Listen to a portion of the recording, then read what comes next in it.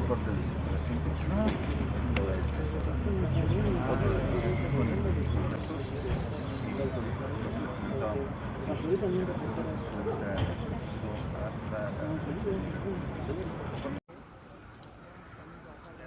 Así es como quedaron algunas viviendas tras la explosión registrada esta madrugada.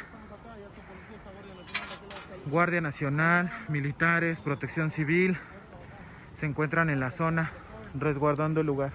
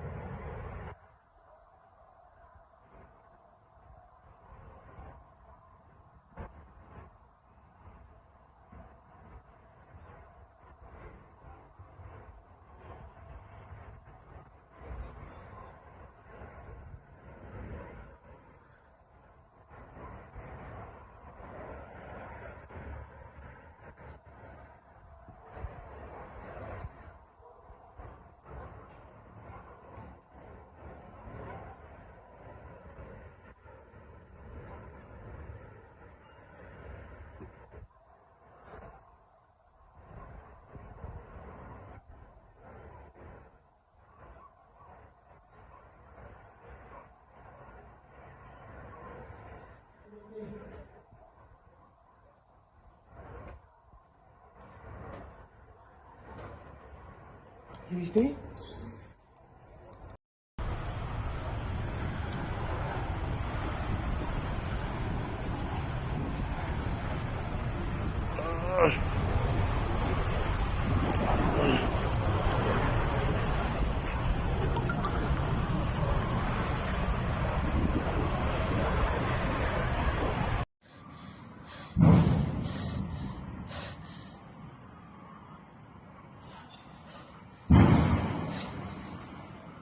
No mames, no.